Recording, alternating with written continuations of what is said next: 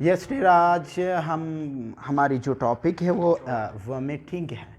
Vomiting vomiting बोलते किस चीज़ को है और इसकी फिजियोलॉजी हम देखेंगे और ये देखेंगे काजेज़, वजूहात और टाइप्स ऑफ वोमिटिंग। वोमिटिंग को हम बोलते हैं, ये भी है ये जो आपकी उल्टी आती है ना, कि जो अनडाइजेस्टेड फूड मैदे से मुंह के ज़रिए जो खारिज होती है, मैदे से जो ग़ज़ाई मवाद होते हैं स्टमक से जो मुंह के ज़रिए आपकी बाहर खारिज होती हैं, उनको बोलते हैं उल्टी के वॉमिटिंग। ठीक है। इमैसिस भी इनको कहते हैं, हम बोलते हैं this is it's also known as emesis. हाँ, इमैसिस, उल्टी को हम इमैसिस भी बोलते हैं। ठीक है। What is vomiting? अब देख ले, it is a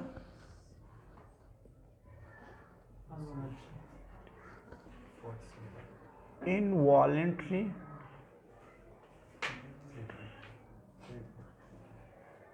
forcible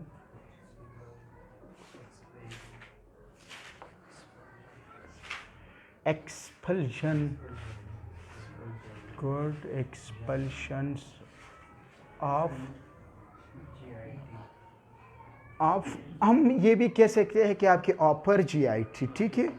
expulsion of upper GIT, GIT contents, जो ग़िज़ा है, ठीक है, जो आपने ली है, जो अनडाइजेस्टेड ग़िज़ा है, कंटेंट्स थ्रू या बाय माउथ।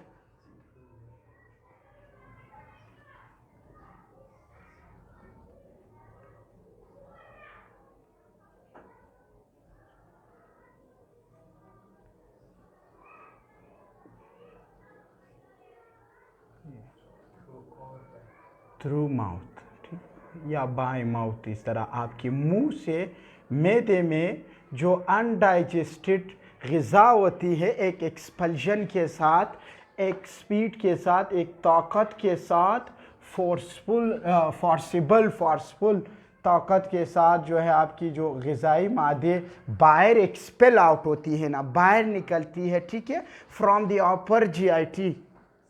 ठीक है।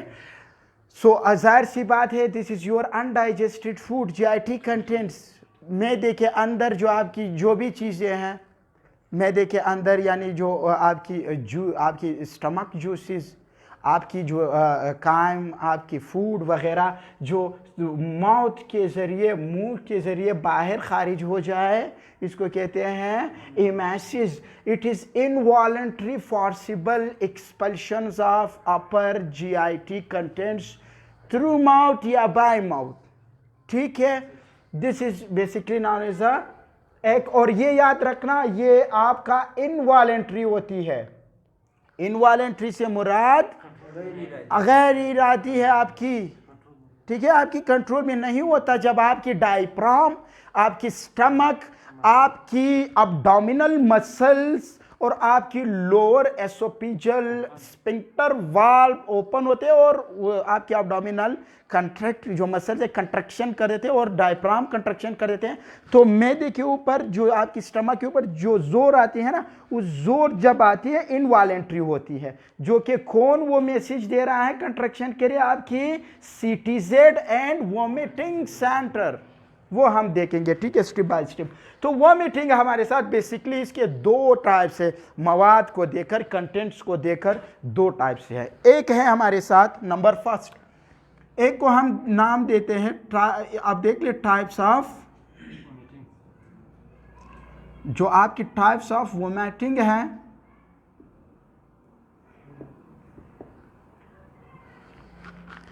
इसको कि आपके मुंह से उस के को देकर उसकी बुनियाद पे हम इसकी जो टाइप्स देखते हैं ना, नंबर फर्स्ट हमारे साथ ये है कि जो आपके हेमाटिमेसिस वाली के,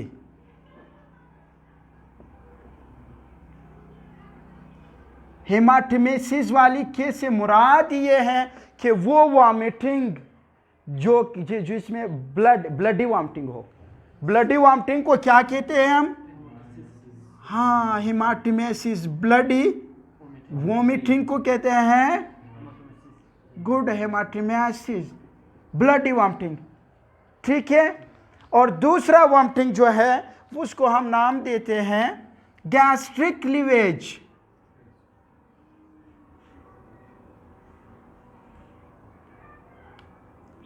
दिस इज ब्लडी वॉमिटिंग, जिसको हम हेमाटिमेसिस, और दूसरा है हमारे साथ गैस्ट्रिक लीवेज,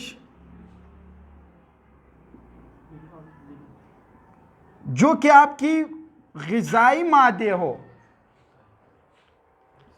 गैस्ट्रिक लीवेज से मुराद ये है, इस तरह वॉमिटिंग, गैस्ट्रिक लीवेज वॉमिटिंग जो होती है ना, इट मीन्स कि वो ग़िज़ाई मादे जो आपने खाई है और वो वापस आप एक्सपल कर देते हो ना, बाहर खारिज कर देते हो ना, ठीक है। बाय माउथ, मुंह के जरिए आप बाहर जीआईटी की जो मवाद होती हैं उसको हम गैस्ट्रिक लीवेज वॉमिटिंग, और दूसरा है हेमाटिमेसिस, जो कि फिर हम डिटेल में इस हेमाटिमेसिस को देखेंगे कि इसकी काजिज़ क्या हो सकती है। लीवर सिरोसिस है, ठीक है, अल्सर है, पेप्टिक अल्सर है, क्रोनिक पेप्टिक अल्सर है, जिसमें क्रोनिक पेप्टिक अल्सर में हेमाटिमेसिस होती है, ठीक है डियर।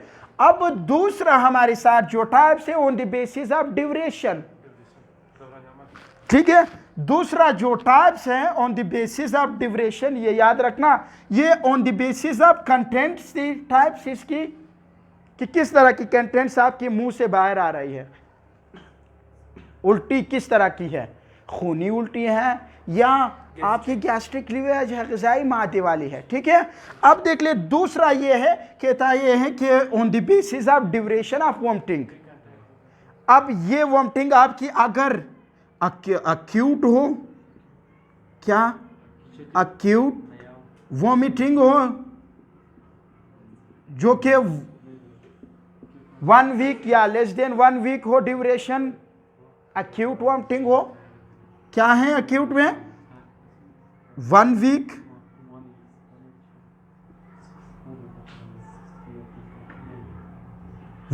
हो या लेस देन 1 वीक, ठीक है। अब अगर यही अक्यूट क्रोनिक में कन्वर्ट हो जाए, क्रोनिक वॉमिटिंग हो जाए, इट मीन्स कि पुरानी हो जाए, this greater than 1 week to 1 month, ठीक है। ये इसको और फर्दर मोर, ठीक है, उसको बोलते हैं क्रोनिक गुड मंथ, हाँ, दिस इज योर क्रोनिक।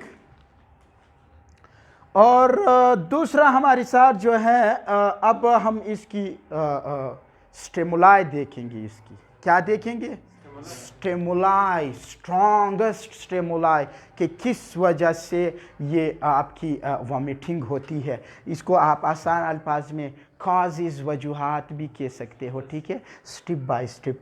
अब हम इसको यहाँ पे आपको एक बार इसकी स्ट्रॉन्गेस्ट स्टिमुलाई जो मिलती है आपकी वॉमिटिंग सेंटर को और CTZ को, जिसकी वजह से CTZ और हायर ब्रेन आपका मैसेज देता है वॉमिटिंग सेंटर को, और आपकी आसपास बॉडी से जो कि आपकी CTZ को मैसेज मिलती है, और फिर वो CTZ वॉमिटिंग सेंटर फिर एमेटिक रिफ्लेक्स काज करेगी, ठीक है, गुड। अब देखते हैं, अब आ जाए स्ट्रॉन्गेस्ट स्टिमुलाई। इसको मैं थोड़ा सा रिमूव करूँगा इसको, ठीक है, इसको मैं रिमूव करूँगा। दिस इज योर, ये तो टाइप्स थी। अब हम इसकी इसको आप समझिए, इसकी स्ट्रॉन्गेस्ट स्टिमुलाई, ठीक है। स्ट्रॉन्गेस्ट स्टिमुलाई क्या हो सकती है वॉमिटिंग की, स्ट्रॉन्गेस्ट स्टिमुलाई कैसी क्या हो सकती है,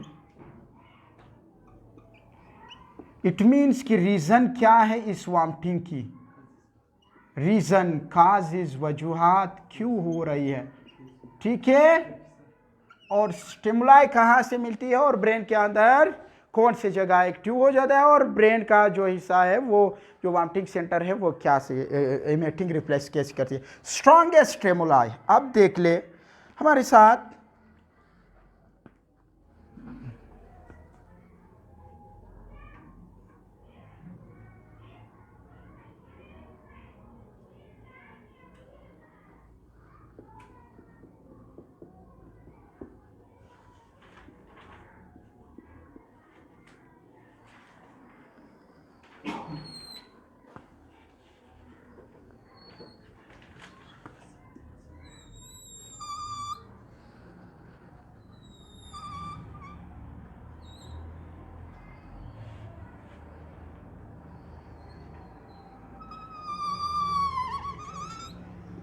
मोस्टली आपकी ड्यूडेनियम और आपकी जो वो है ना स्टमक से जो चीज़ें एमेसिस होती है वो मैं आपको बताऊंगा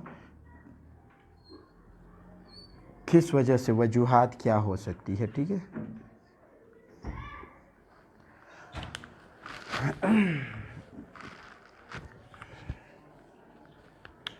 इधर देख ले, यहाँ ये आपका हाँ ब्रेन का जो हिस्सा है दिस, इसको अब मैं नाम दूंगा हायर ब्रेन सेंटर।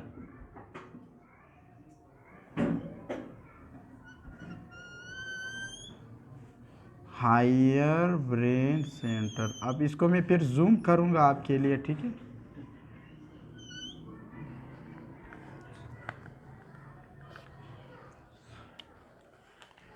ये आपका hire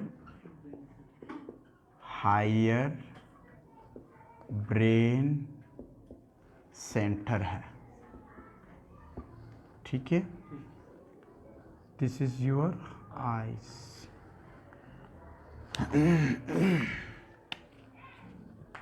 this is your mouth. Yes dear. अब देख ले, कभी कभार आपकी जो हायर ब्रेन है ना, जब आप किसी चीज़ की आपका जब रिपल्सिव साइट या इमोशनल फैक्टर में जब हायर ब्रेन को मैसेज मिलती है, ठीक है, जब सिग्नल मिलती है ना, नंबर फर्स्ट इमोशनल फैक्टर में इमोशनल फैक्टर से इट मीन्स कि आपकी जो स्ट्रेस है, फियर है, स्ट्रेस फियर के दौरान आपकी हायर ब्रेन एक्टिव होती है, नंबर फर्स्ट। दूसरी बात यह है कि आप रिपल्सिव साइट जब देखते हो, रिपल्सिव नाखुशगवार रिपल्सिव साइट विजन, आप जब किसी चीज़ को आपको अच्छा ना लगे, आपकी ब्रेन को अच्छा ना लगे, आप जब देख लेते हो ना, इट मीन्स जिस तरह आप किसी गंदगी को या किसी इस तरह चीज़ को जब देख लेते हो ना, तो सिग्नल डायरेक्ट पहुंचती है आपकी विजन से, आपकी साइड से, किसको, हायर ब्रेन को। हायर ब्रेन मैसेज देता है आपकी वॉमिटिंग सेंटर को और CTZ को। फिर वो vomiting centre further vomiting cross कर देता है, जो कि मैं आपको स्टेप बाय स्टेप बताने वाला हूँ। रिपल्सिव साइट इट मीन्स कि आप कभी कभार गुड, जब आप किसी इस तरह के गंदा चीज़ को देख लेते हो जो कि गार्बेज वगैरह इस तरह का हो, ठीक है, दिस जिधर ही पड़ा हो इस तरह, जिससे बदबू स्मेल भी आ रही होती है। और तीसरा इधर देख ले, repulsive smell, repulsive smell, good, कोई ऐसी आडोर, कोई ऐसी बू, कोई ऐसी खुशबू जो कि हायर ब्रेन सेंटर को ना खुशगवार लगे, अच्छा ना लगे ब्रेन को। रिपल्सिव स्मेल, एक बदबूदार और बू आपकी नोज से सिग्नल जाते हुए हायर ब्रेन को, आपकी आई से मैसेज जाते हुए हायर ब्रेन को, आपकी इमोशनल फैक्टर से मैसेज जाते हुए हायर ब्रेन को, गुड। और चौथा, कभी कभार आपकी पेन की वजह से भी, पेन आपकी हायर ब्रेन भी, हाँ, लेकिन ये बताऊंगा कि इससे भी आपकी हायर ब्रेन एक्टिव होती है। लेकिन ये आपके GIT के अंदर भी, जब आपके इंटरोक्रोमाटिन सेल्स इरिटेट होना शुरू हो जाते हैं, उससे भी आपकी टॉक्सिन की वजह से भी फिर वो मैसेज CTZ के मकाम को मिलती है। ये तो इमोशनल फैक्टर की वजह से, स्ट्रेस की वजह से होती है, फियर की वजह से, जो vomiting, repulsive site, repulsive smell की वजह से, और पेन जैसी, ठीक है। अब आ जाए कभी कभार हम फूड पॉइजनिंग की केस में, या कोई इस तरह कोई अल्कोहल या कोई केमोथेराप्यूटिक एजेंट्स जो कैंसर के लिए जो रेडिएशन यूज़ होते, कैंसर थेरापी जो करते हैं ना, या इस तरह कोई हम देखते हैं कि एनेस्थेटिक एजेंट की वजह से कैसी होती है, वो हम स्टेप बाय स्टेप देखते हैं। नंबर फर्स्ट सिर्फ आपको ये वाला जो पोर्शन है ना ब्रेन का, ये मैं इधर ड्रॉ करूंगा तब आपको बासानी समझ आ जाएगी, ठीक है। क्योंकि इधर से मैं आपको वॉमिटिंग सेंटर भी ड्रॉ करूंगा, वॉमिटिंग सेंटर और CTZ का भी पता चलेगा, ठीक है।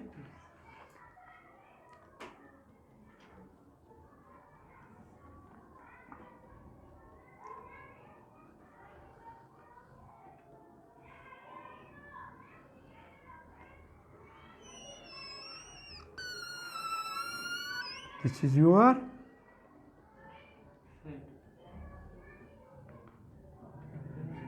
ये दिस योर ब्रेन है, ठीक है। और नीचे जो ब्रेन स्टेम है, यहाँ पे जो मेडुला ऑब्लोंगेटा के जो जगह है, ठीक है, मेडुला ऑब्लोंगेटा के यहाँ पे आपकी जो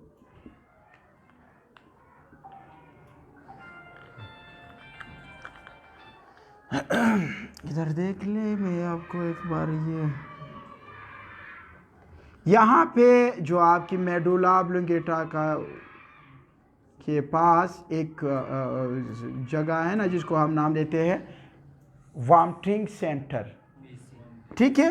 VC आसान पास में इसको हम नाम देंगे VC, वॉमिटिंग सेंटर।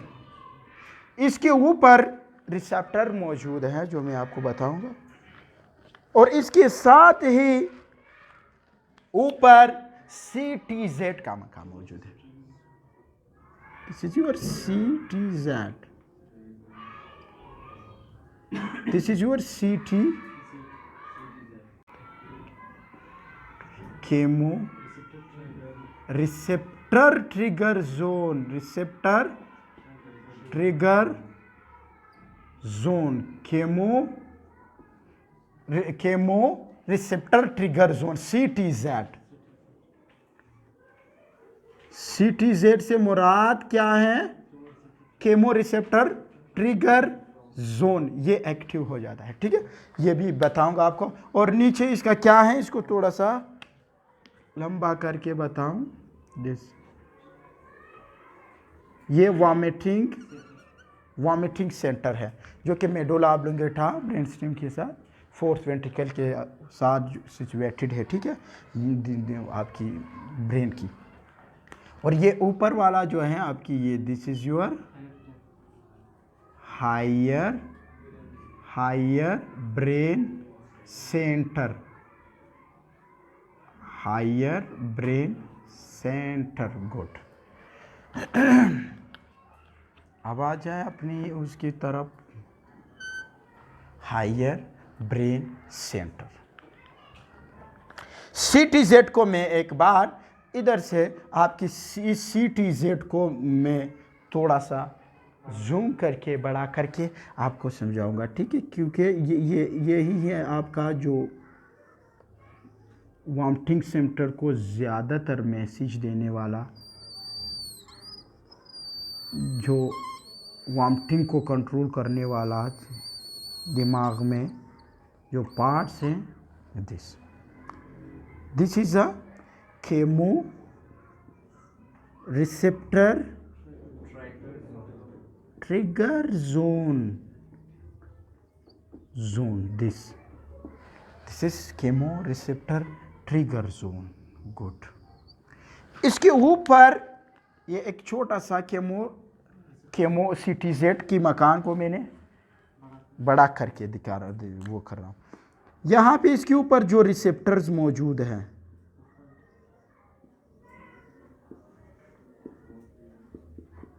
ठीक है, इस रिसेप्टर को नंबर फर्स्ट इसको मैं नाम दूंगा opioid receptor, opioid receptor.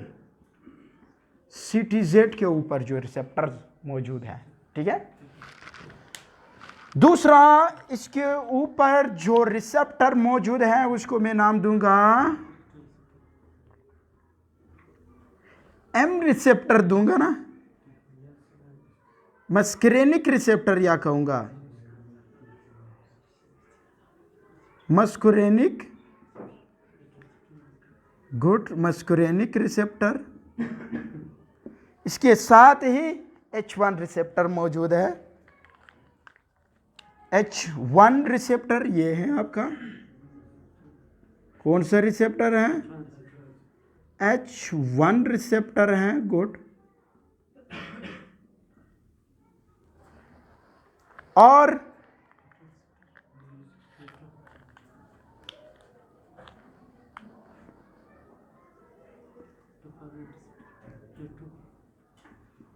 D1 receptor या D2, सॉरी D2 रिसेप्टर है, इस पे डोपामिन रिसेप्टर है, ठीक है।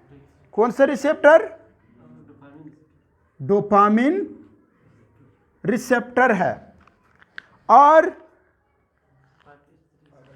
5H3 रिसेप्टर भी मौजूद हैं, जो इधर आपको मैं ड्रा करूंगा, जिसको हम नाम देते हैं, जिसके साथ आपकी सीरोटोनिन बाइंड करके CTZ को एक्टिवेट करेगा।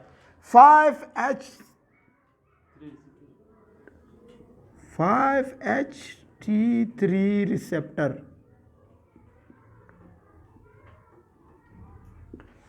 और है NK1 रिसेप्टर ट्रिगर जोन पे, न्यूरोकाइनिन 1 रिसेप्टर,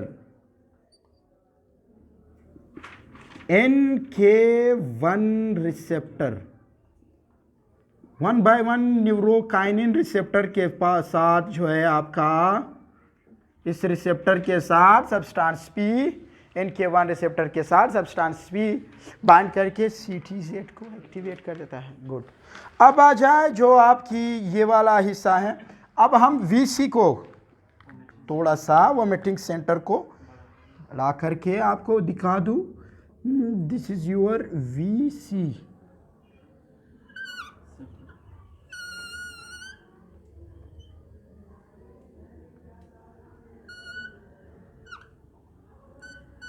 इसके ऊपर मस्करेनिक रिसेप्टर भी मौजूद हैं,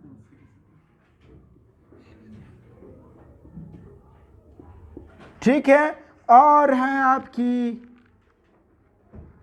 और इसके ऊपर 5HT रिसेप्टर भी मौजूद है। 5H3 रिसेप्टर भी मौजूद होते हैं, ये याद रखना। 5-हाइड्रोक्सीट्रिप्टामाइन रिसेप्टर भी मौजूद है, मस्करेनिक रिसेप्टर भी मौजूद है। This is your vomiting centre, vomiting centre this, ठीक है। अब आ जाए कि हम इस CTZ को कैसे एक्टिवेट करेंगे, और इस CTZ से और हायर ब्रेन सेंटर से कैसी आपकी जो वॉमिटिंग सेंटर है मैसेज आती है, ठीक है। 1 by 1 स्टेप बाय स्टेप हम देखेंगे इनको और इनकी एक्टिवेशन देखेंगे। नंबर फर्स्ट ये याद रखना, इधर आ जाए एक अपनी GIT। यहाँ पे आज जब भी आपकी GIT को खराश पहुँचती है ना, GIT की जो वाल्व है वो जब इरिटेट होना शुरू कर जाता है किसी भी इस तरह टॉक्सिक मटेरियल से या साइटोटॉक्सिक मटेरियल से या जहरीले मादों से, जहरीले फूड से, किससे? जहरीले फूड से आपकी जो ये सेल है ना, इसको हम नाम देते हैं GIT इंटेरोक्रोमाफिन सेल। ये रिलीज करता है, इधर देखो, ये जो आपकी GIT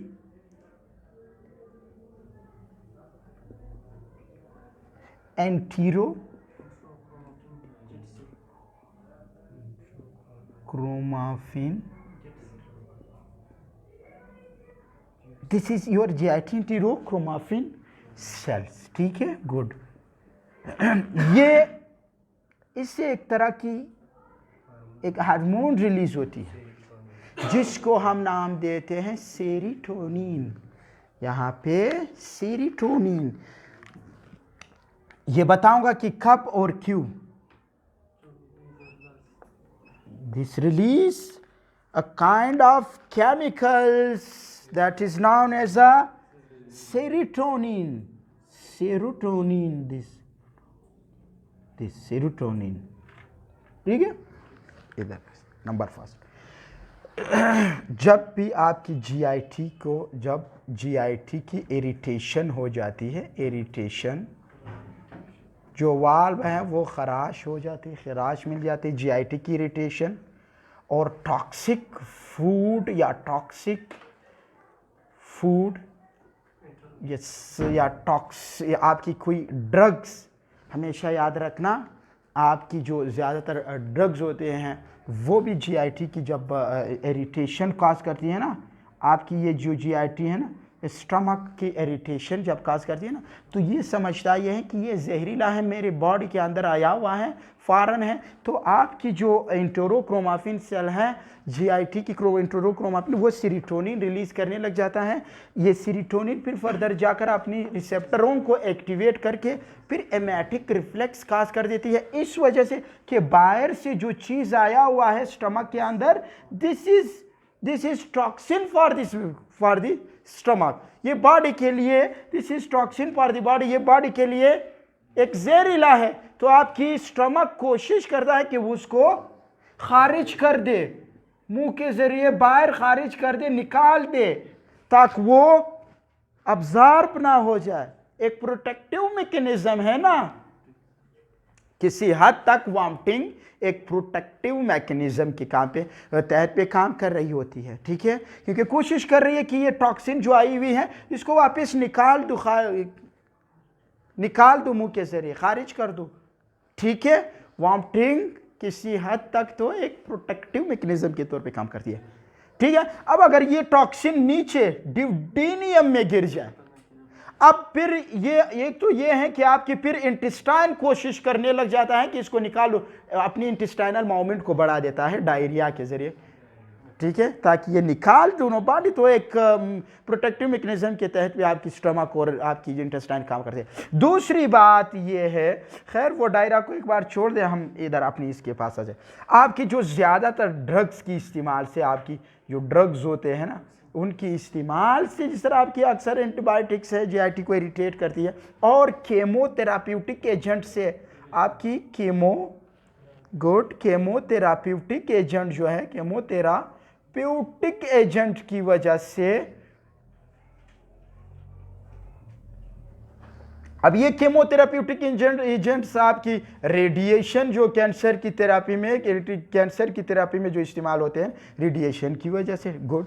दूसरा, आपकी जो ड्रग्स होते हैं, they release such kind of free radicals, ये फ्री रेडिकल्स जो है आपके, फिर फ्री रेडिकल्स जो होते हैं ना, ये असल में जाकर आपकी इंटीरोक्रोमापिन सेल्स की इरिटेशन काज कर देती है, जिसकी वजह से आपकी इंटीरोक्रोमापिन सेल से क्या रिलीज होना शुरू हो जाता है, सीरोटोनिन। और ये सीरोटोनिन कहता है कि 90% आपकी सीरोटोनिन जो है इंटीरोक्रोमापिन जो जीआईटी टॉक्सिसिटी के दौरान आपकी फूड पॉइजन के केस में ये रिलीज करती है। दूसरा, इससे लार्ज अमाउंट में सब्सटेंस पी भी रिलीज होने लगता है, सब्सटेंस फी भी रिलीज होती है, सब्सटेंस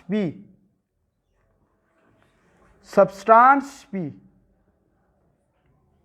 और आपकी सेंसरी न्यूरॉन जो है वो भी सब्सटेंस पी रिलीज करता है। जब मेजर इन्फ्लामेशन हो और आपकी पेन हो, शदीद दर्द हो बॉडी के अंदर, दर्द की वजह से, सीवियर पेन की वजह से, तो सब्सटेंस पी आपकी जो सेंसरी न्यूरॉन से वो रिलीज करता है, जो सब्सटेंस पी आपका आकर अपनी NK1 रिसेप्टर के साथ बाइंड करके वॉमिटिंग से, आपने देखा होगा दर्द के दौरान जो शदीद सीवियर पेन होती है ना, या इन्फ्लामेशन होती है, एपेंडिसाइटिस होती है, आपकी कोलिसिस्टाइटिस होती है, और एंटीराइटिस होती है, गैस्ट्राइटिस होती है, जिससे आपकी वॉमिटिंग होती है ना, असल में आपकी बॉडी से जो है सब्सटेंस पी जो है अपने रिसेप्टर के साथ बाइंड करके वो वॉमिटिंग सेंटर को, केमो रिसेप्टर ट्रिगर जोन को एक्टिवेट कर देता है, ठीक है। एक तो ये है कि इस फूड की वजह से जीआईटी की जो लाइनिंग है वो जब इरिटेट हो जाता है, तो ये इंटीरोक्रोमाफिन सेल क्या रिलीज करता है, serotonin and substance P, good. ये तो दूसरा रीजन हो गई, ठीक है। किसी ने, आप किसी दुकान पे गए, वहाँ होटल में उसे गंदा फूड या पुराना फूड उसने आपको दे दी और आपने खा ली, उसके बाद आपकी वॉमिटिंग शुरू होगी, फूड पॉइजन आपकी बॉडी में शुरू होगी। अब वो फूड पॉइजन आपकी बॉडी कोशिश करती है कि वो जो पॉइजन आपके साथ खुराक में आई है उसको निकाल दो, खारिज कर दूं, बाहर से मुंह के जरिए खारिज कर दूं, बाहर फेंक दूं। समझ तो आ रही है? इस वाले आपकी जीआईटी से कौन सी क्या क्या रिलीज हो जाएगी? गुड, क्या रिलीज हो जाएगी? सेरोटोनिन। गुड। अब आ जाए सब्सटेंस पी में, फिर आपको बताऊंगा दोबारा भी कि वो आपकी सेंसरी न्यूरॉन्स सीवियर पेन में, आपकी जो सेंसरी न्यूरॉन्स है, इधर देख ले, सेंसरी न्यूरॉन्स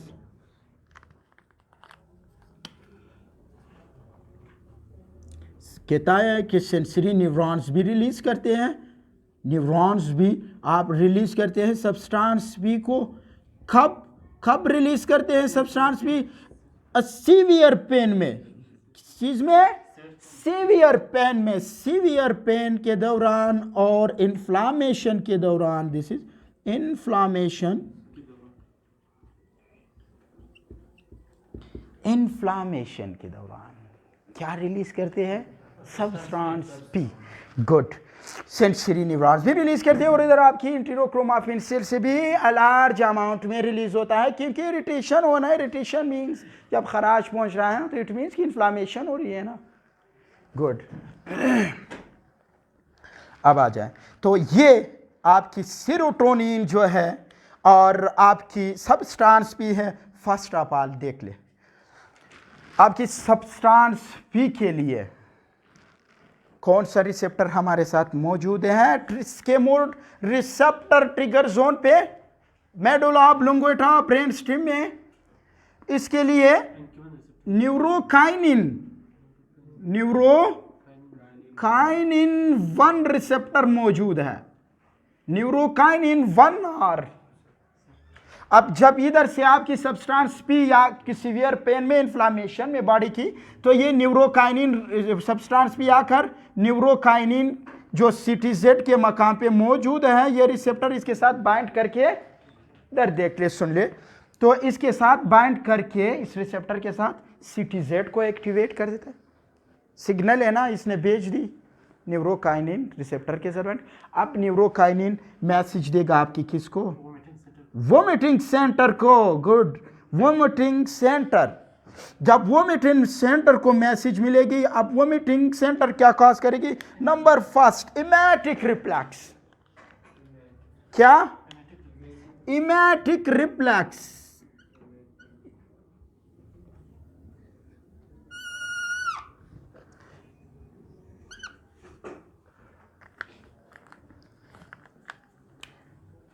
ये आपको बताऊंगा कि इमेटिक रिफ्लेक्स फिर क्या करेगी। Emetic reflex this. अब हमने वजूहात देख रहे हैं। दिस इमेटिक रिफ्लेक्स, ठीक है। नंबर फर्स्ट, लास्ट में बताऊंगा जब वॉमिटिंग सेंटर को इन तमाम से जब एक्टिवेट करेंगे। ये नहीं है कि आपकी पूरे का पूरा पाथवे एक ही दम स्टार्ट हो जाए, नहीं। कभी सब्सटेंस पी ट्रिगर जोन को एक्टिवेट कर देता है, कभी आपकी सेरोटोनिन इसको एक्टिवेट कर देता है, कभी हिस्टामिन, कभी पैरासिम्पैथेटिक एसिटाइलकोलिन इसको एक्टिवेट कर देता है, ये याद रखना, ठीक है। कभी आपकी ओपियाइड या पोस्ट ऑपरेटिव सर्जरी के बाद जो post operative nausea and vomiting होती है, anaesthetic drugs also cause vomiting and nausea. जो आपकी ओपियाइड्स हैं, आपकी जितने भी नार्कोटिक एनाल्जेसिक है, they cause the vomiting and nausea, ठीक है। जिस तरह आपकी मॉर्फिन, निकोटीन, ये चीज़ें लेने से आपकी जो दूसरी बात यह है कि आपकी सो सिगार लगाने से बगैर ग्रेविनेट की, वो किसको एक्टिवेट कर देता है?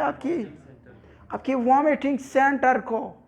और अपनी सीटीजेड केमो ट्रिगर जोन को, कीमो रिसेप्टर ट्रिगर जोन जब एक्टिव होता है तो वो किसको एक्टिवेट कर देता है? वोमिटिंग सेंटर क्या cause? Emetic reflex. Emetic reflex में बताऊंगा कि कंट्रक्शन किस तरह डायफ्राम की करती है और किस तरह जीआईटी मसल्स की, और कैसे आपकी लोअर एसोफेगल स्फिंक्टर वॉल खुलती है। यहां तक समझ आ गई?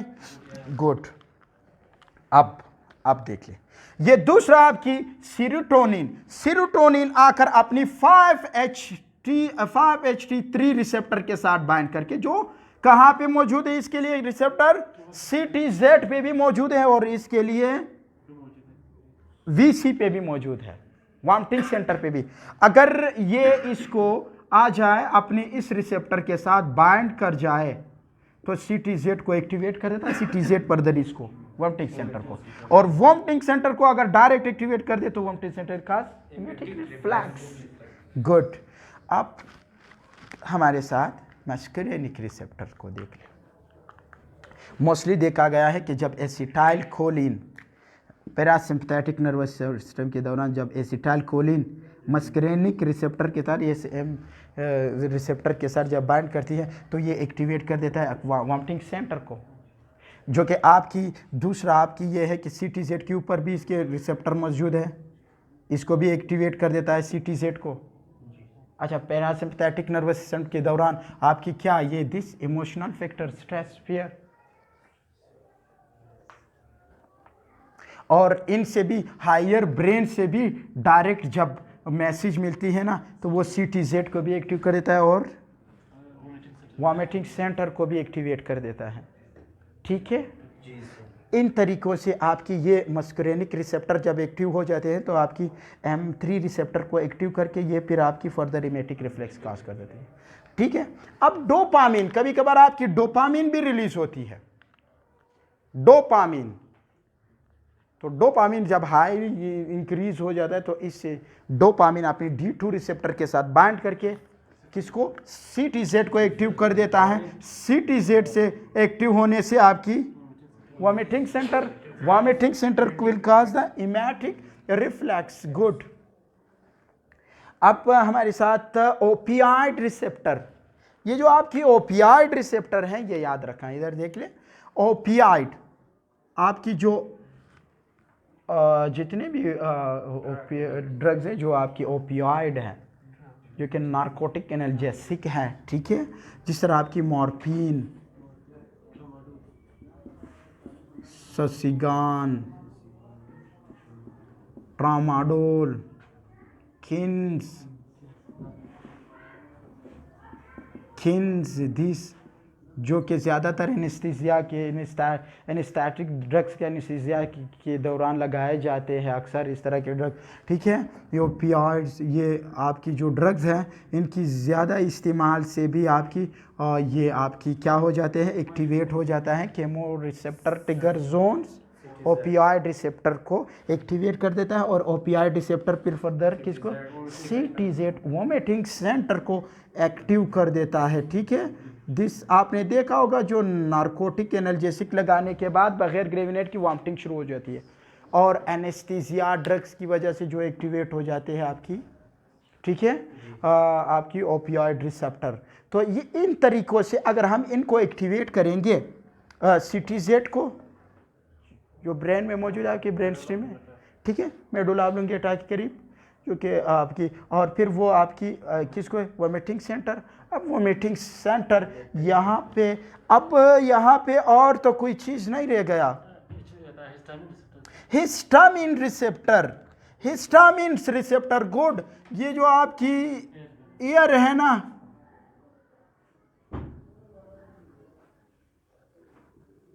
इन ईयर में जो आपकी लेब्रेंथ है, इन year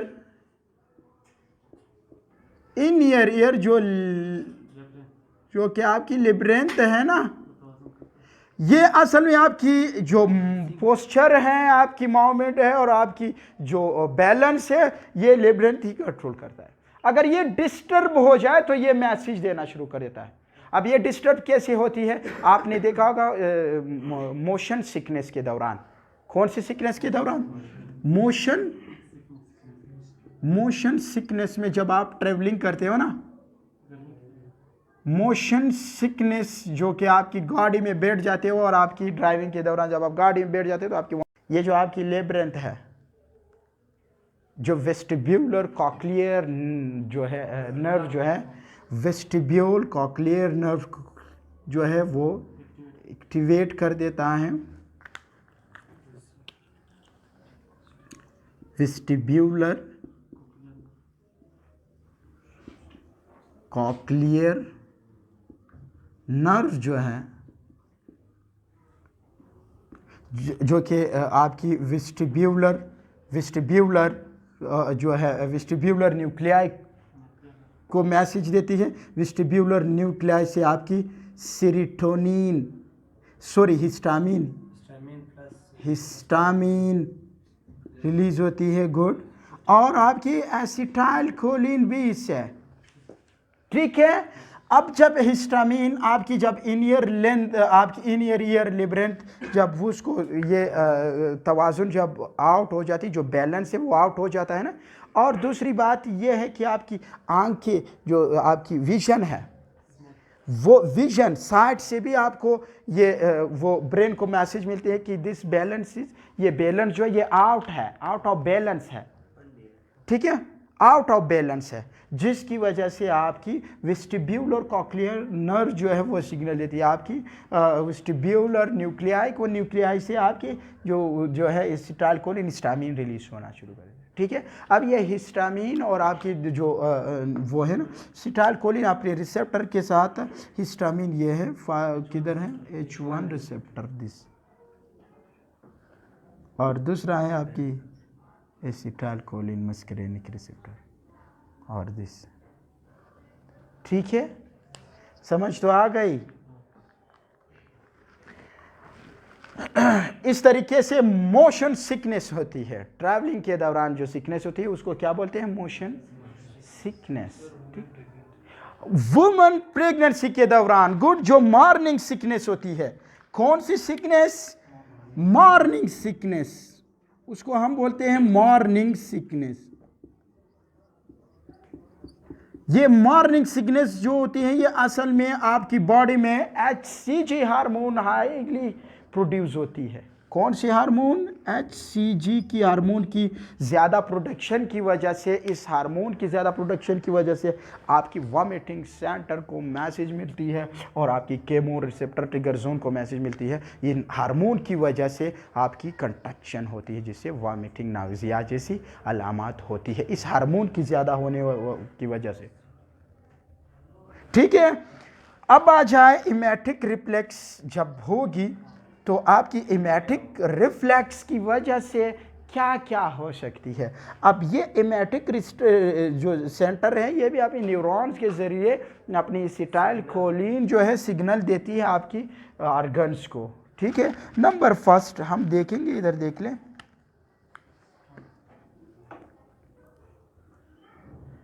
this is your stomach,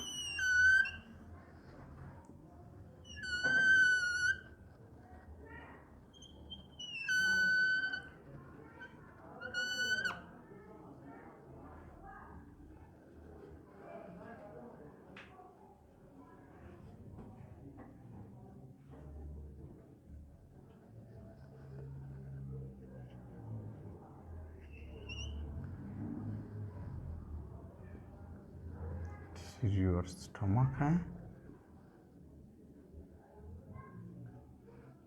your mouth, ठीक है, दिस इज योर ईयर। अब चूंकि यहाँ पे ऊपर आपकी डायफ्राम है,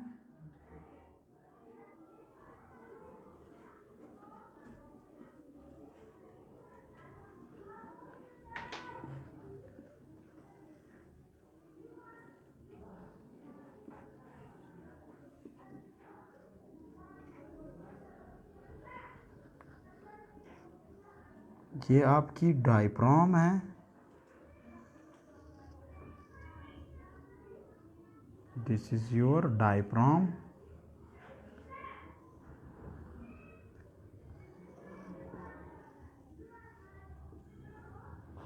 जो आपकी वॉमिटिंग सेंटर हैं वो मैसेज देती है नंबर फर्स्ट आपकी डायफ्राम को,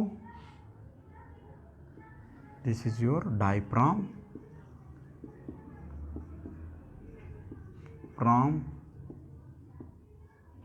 इस डायफ्राम को, और यहाँ पे आपकी this is your abdomen muscles हैं, this is your abdomen muscles,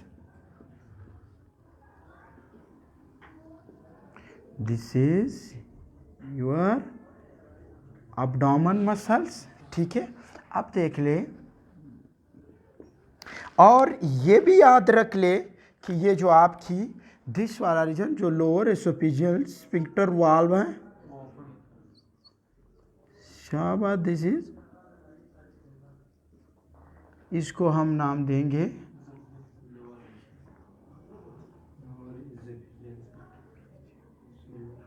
oesophageal sphincter valve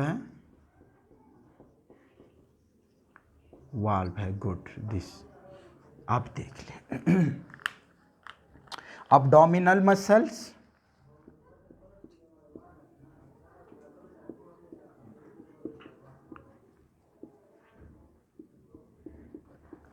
और this is your stomach muscles, this is your stomach muscles. अब देख ले क्या होगी, एमेटिक रिफ्लेक्स मैसेज देगी आपकी वॉमिटिंग सेंटर ने एमेटिक रिफ्लेक्स काज की। अब एमेटिक रिफ्लेक्स क्या करेगी, दिस, सबसे पहले जो डायफ्राम है, नंबर फर्स्ट डायफ्राम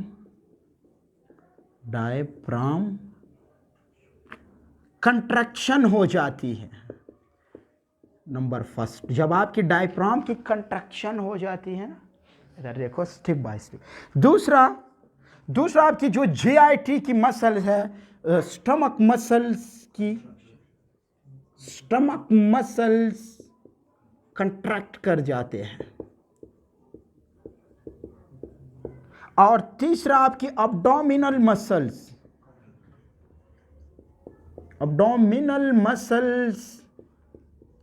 कंट्रैक्ट कर जाता है, दिस।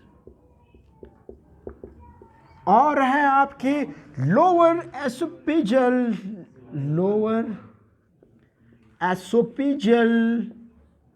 वाल्व खुल जाता है, स्फिंक्टर वाल्व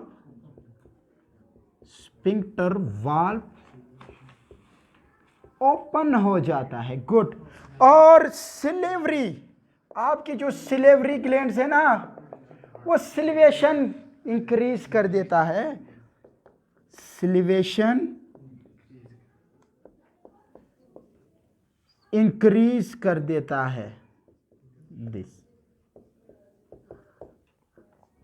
अब ये 5 अमल, नंबर फर्स्ट, जब डायफ्राम कंट्रैक्ट करेगी, आपकी जीआईटी की मसल्स कंट्रैक्ट करेंगे और इधर से आपके एब्डोमिनल मसल्स कंट्रैक्ट करेंगे, तो जीआईटी के अंदर जितनी भी मवाद है, जितनी भी चीज़ें हैं, और इधर से आपकी ये valve, lower oesophageal valve, emetic reflex से जो वॉमिटिंग सेंटर दे रहा है, सिग्नल दे रहा है, तो ये जब सिग्नल देंगे, इमेटिक रिफ्लेक्स देंगे, तो ये आपकी जो एब्डोमिनल मसल है, डायफ्राम है, स्टमक मसल है, लोअर एसोफेजियल स्फिंक्टर वो वाल्व है, ये जब ओपन हो जाता है तो जीआईटी के अंदर जितनी भी चीज़ें हैं, जब ये मसल कांटेक्ट कर जाते हैं तो सारे के सारे आपके देखो ना मुंह के ज़रिए बाहर खारिज होना शुरू कर देते हैं।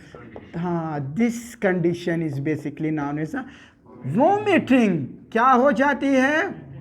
वोमिटिंग।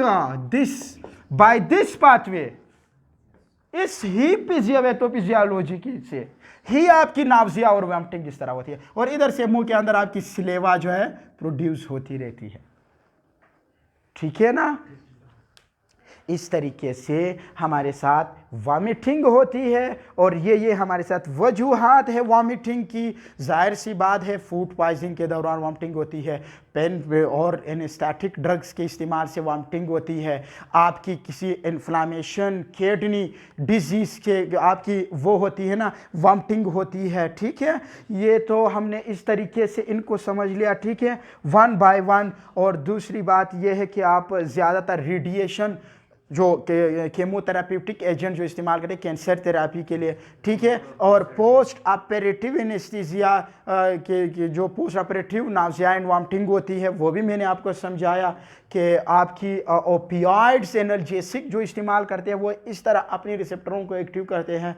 तो ये हमारे साथ वॉमिटिंग की एक नॉर्मल तो नहीं कह सकते, और ये किसी हद तक आपकी स्टमक एज अ नॉर्मल के तौर पर जब कोई इरिटेंट कोई टॉक्सिन मटेरियल्स अंदर दाखिल होती है ना, तो आपकी स्टमक कोशिश करती है कि उसको बाहर निकाल दो। किसी हद तक तो अच्छे होते हैं ना, कि अगर आप गलत फूड या ख़राब फूड इस तरह करते हो ना, तो उसकी वजह से अक्सर टाइम आपकी वॉमिटिंग शुरू हो जाती है। तो बॉडी आपकी स्टमक अच्छा ही कर रहा है ना। दूसरी बात यह है कि meningitis, inflammation of the brain, वो तो मैं आपको बता दिया। आपकी किडनी फेलियर्स में, आपकी किडनी इन्फेक्शन में, स्टोन में, अपेंडिसाइटिस में, इस तरह की कंडीशन में आपकी बॉडी के अंदर इस तरह सब्सटेंस फी वगैरह जो रिलीज़ होते हैं और वो फर्दर एक्टिवेट कर देते हैं आपकी जो सेंटर है केमो रिसेप्टर ट्रिगर जोन है। तो ये हमारे साथ आज की जो हमारी टॉपिक्स थी, और हमने ये टॉपिक देखी, ये वजूहात।